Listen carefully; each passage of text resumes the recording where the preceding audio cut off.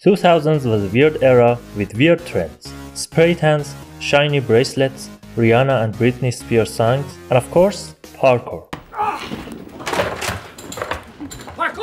Of course, the game industry wasn't safe from the trends either, and that's how an amazing trilogy was born. Many people in the entertainment industry have attempted to adapt Persian history and mythology. From Zack Snyder's racist 300, in which he dehumanized Persian soldiers by inaccurately covering them in full armor, to... Honestly, I don't have any other example. They made one movie about us and tried their best to be as racist and homophobic as possible. But there's another successful franchise which received more positive feedbacks and is still beloved to this day after 20 years. The first Prince of Persia game was released in 1989, inspired by 1001 Nights, a Middle Eastern book based on Persian, Arabic, and Indian folk tales. The classical platformer got so popular over its unique gameplay. You're tasked to save your lover, the Persian princess, before the evil vizier can forcefully marry her and usurp the throne. Since then, 10 other titles were developed and another one is on the way, which has to be the most accurate of all, since we Persians are finally represented with our true skin color.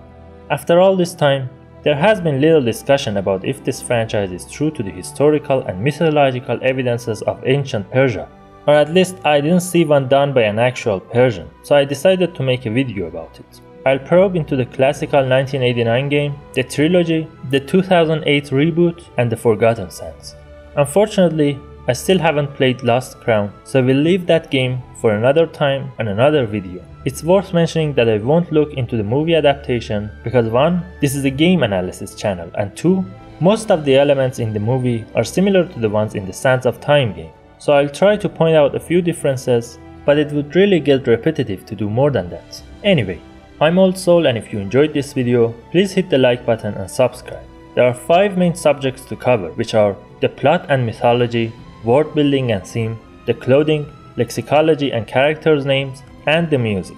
A quick reminder though, I know this franchise is categorized as fantasy, but to be able to analyze and talk about it, I have to take a look at the historical aspects too. So please don't comment things like, "Chill out bro, this isn't a historical piece." Yes, we all know this, Jonathan. Thanks for sharing your pure wisdom with us. So, let's get to it. Number 1.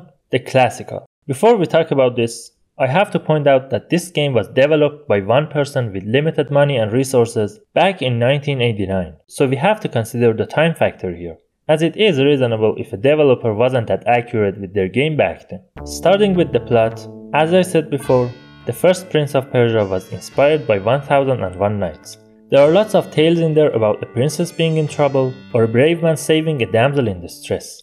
Unfortunately, there's nothing more to be said about this one, as the whole plot can be explained by showing the first 30 seconds of the game. But if it helps, I don't know if it was by accident or not, but evil viziers are a thing in the history of Iran. In every era and dynasty, we either had a benevolent and smart king who would be crippled with a conspirator vizier, or an incompetent king whom his wise vizier would try to stop his disastrous actions. As for the theme and world building, I appreciate this first picture. These tiles are Persian blue and these patterns are Iranian. The palace is somewhat weird, with exaggerated domes that look similar to Indian architecture. But that's not the only inspiration from India. The characters' outfits, most importantly the vizier and the princesses, are inspired by Indian clothing. We don't see bright and saturated color palette in ancient Persian outfits. While the vizier is shown wearing a turban in the game, which at some point was common in Iran, he's wearing a qutra on the poster, which is an Arabic headscarf. The only Persian element I see is this carpet, which for some unknown reason is attached to the wall of a dungeon, while the princess is deprived of it and sits on cheap mattresses. The only name we know here is Jafar, which is an Arabic name, but this one's actually reasonable, since Persians commonly used Arabic names for their children because of their beliefs, and Jafar was actually a religious figure. And of course, as you know, vizier or wazir is a Persian word which means the minister. Grand Vizier was something equivalent of Prime Minister. The king is referred as Sultan, which is wrong. Sultan was mostly used for Ottoman rulers. There's only one Persian king with that title, Sultan Mahmud Ghaznavi, who only had 4 sons, not a daughter. We won't get to know the princess's name or the antagonists, so there's nothing more to be said here. The only music we hear is at the opening cutscene and every time we finish a level. I'm sure you all have seen Hollywood's stereotypical Middle Eastern movies and know by now that this music is Arabic. Even if the performer would shout Habibi every couple of seconds, it wouldn't sound more Arabic than this. Now for the good part, the trilogy. So, reaching number 2, Sands of Time. Before we take a look at the plot, it's time for a mythology lesson. I want to point out that there's no Persian mythological story about time, alternation of time, or magical sands. It's only natural, of course, because the devs wanted to create an original story. But there is more to this. A lost potential. The only story with a little correlation about time is the story of Zorban. There were two dominant religious beliefs in ancient Persia. First was Zoroastrianism, which was based on the belief that Ormazd was the source of goodness and the true god of all, while Ahriman was the source of evil. All the other gods and demons were created by these two, and one of them was Zorban, the god of time. There was another school of thought called Zorbanism, which was branched from Zoroastrianism. They believed Zorban was the origin deity, the almighty god of all. He lived in isolation and wished for a benevolent offspring who would create the universe. So he started to pray and sacrifice for 1,000 years to conceive Ormazd. At the end of this millennium, he doubted his actions and whether if this was all futile. At that very moment, Ormazd was conceived, but because of Zorban's doubt, another evil offspring was engendered too. So Ahriman and Ormazd became the brothers whom their subjects would fight for 12,000 years until Ormazd would defeat him and rule the world. I wanted to point this out, as I think Zorban had a great potential to be in this game, whether as the god of time or the god of gods. He was only mentioned one time as the vizier's alter ego in the Two Thrones, but he could have had a stronger role in the story of the game. Okay, class dismissed. Sands of Time is about a prince who escorts his father on a journey to the city of Azad. Before reaching there, yet another evil vizier of a Maharaja entices them to attack the Maharaja's palace and then tricks them to set the Sands of Time free, thus transforming everyone into monsters except the prince, the Maharaja's princess Farah, and the vizier. I like this one's plot better, as it has more Persian essence into it, since it was inspired by Shahnameh, which is a poem book about Persia's mythology. We even hear some references to Rostam, the main protagonist of Shahnameh, and Kaykhosro, one of the kings whom Rostam served to. Since Shahnameh takes its inspiration from pre-Islamic era of Iran, it has far less Arabic elements in it, and that has an effect on the game too, in terms of storytelling. Unfortunately, we can't say the same about their clothing, especially this first scene. The armor and the pattern on the soldiers' outfits are Arabic. Again, we see the prince wearing a ghotre, but at least the king's turban and the color palette of the prince's clothes are accurate. We see this yellow flag here, which I don't know what dynasty they were trying to represent. The only yellow flag Iran ever had was from Afshar Empire, but it's chronically inaccurate, since they ruled in Iran around 1,000 years after the game's timeline. The Indian character's clothing is more accurate, except this sultan, which seems like a jester. But hey, it's not about them, it's about us. As for the names, we still don't know the name of the prince, but in the movie, his name was Dastan, which is a nickname given to Zal, Rostam's father in Shahnameh. Farah is a Persian name which means happiness and is the name of Iran's last queen. But remember, Farah in the game was Indian, not Persian. Again, in the movies, Farah's name was changed to Tahmina, Rostam's wife in Shahnameh. That gives an indication that they thought Dastan was Rostam's nickname, not his father's. And they aimed to use him as an inspiration for the protagonist, since he was called Rostam Dastan, which means Rostam, son of Dastan. This castle in the movie, which is called Alamut, is the birthplace of a group of hitmen called Hashashin, back in the 11th century. The word Hashashin was later transformed into assassin. You know the Assassin's Creed franchise? Yeah, in reality, those guys are based off Persian Hashashin. It's ironic how that franchise, which none of its titles took place in Persia, killed this franchise which was actually about Persia. Azad is a joint word in many Middle Eastern languages with Persian origins, which means free.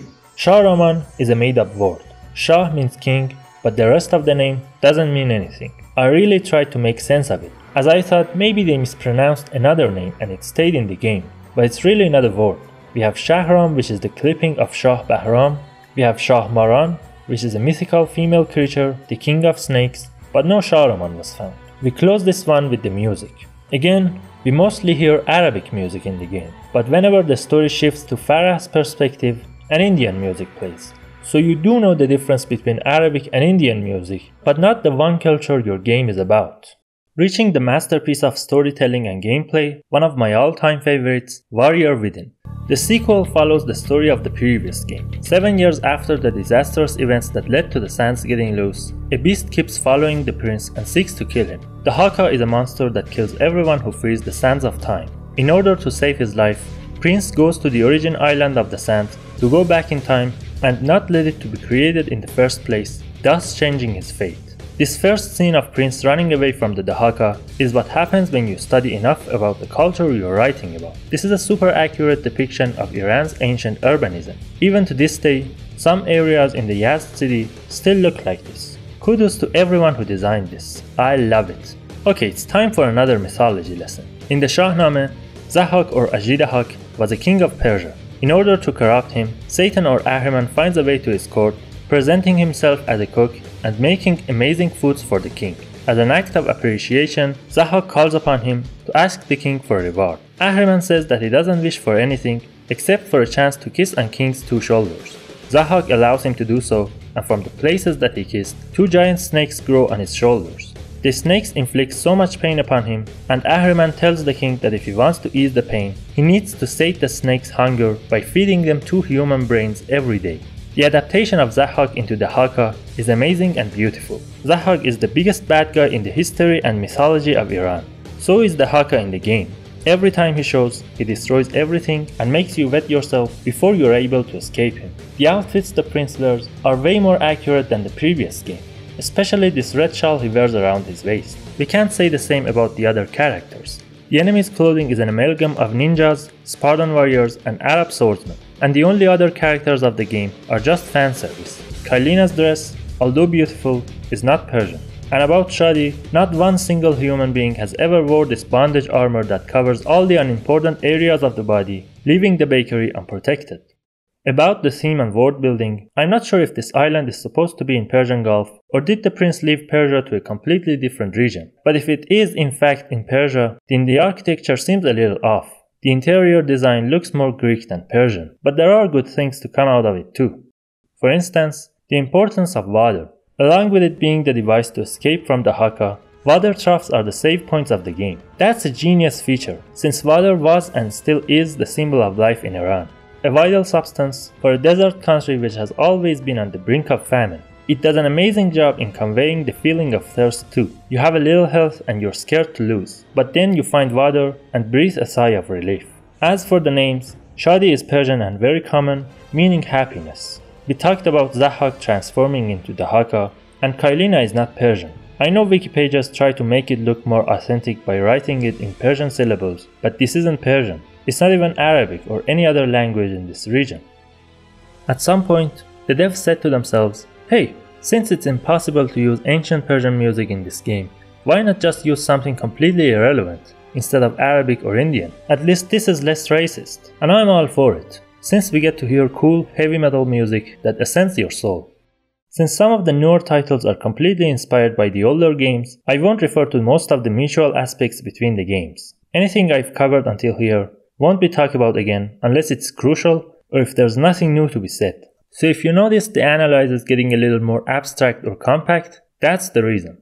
Now for the end of an era, the Two Thrones. The story of the game happens right after the events of the last game. The prince kills the Dahaka and stops the sands from ever being created. Thus, the whole timeline changes. The vizier never dies, Prince and Farah never meet, and now the city of Babylon is under attack. The vizier captures Kailina and kills her, thus letting the sands loose one more time. This has to be one of the stupidest plots I've ever heard. It's like they put 5 minutes of thinking into it to find a way to recreate the first game of the trilogy. I mean the timeline of the events, the characters' knowledge of each other, the way that some specific things happen makes absolutely no sense. But since this isn't a review, let's stick to our own subject. It's worth mentioning that there are lots of stories in Persian mythology about a warrior's fight with his demon inside, with his alter ego. It's the theme of many tales that the power within is evil and a man shouldn't get too full of himself. The Two Thrones moves from this idea to the dynamic duo gameplay between different egos. And that's the biggest pro of this game. They designed the Babylon with inspiration from the Hanging Gardens,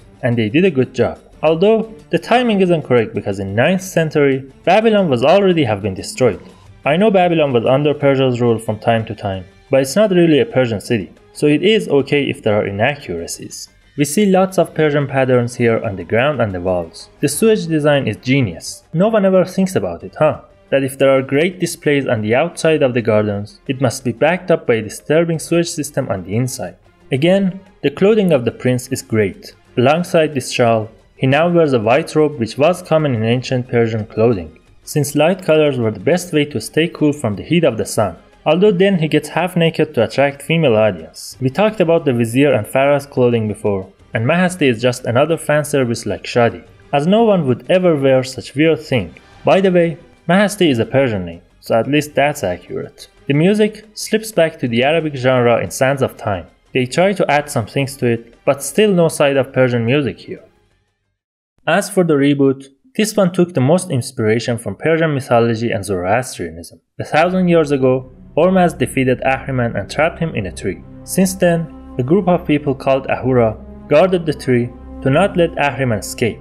The last princess of Ahura, Elika, is revived after his father makes a pact with Ahriman. Now, Ahriman is getting loose and we need to make sure he stays locked. I think it would make much more sense if these games were called Princes of Persia, since in most of them, there's no prince in sight, just a young man falling for the princess. Except the gameplay, I love everything about this game. This is what a Persian story should look like. Alongside Zoroastrianism, it also borrowed some things from the Four Elements philosophy and a little inspiration from Kabbalah with the Tree of Life.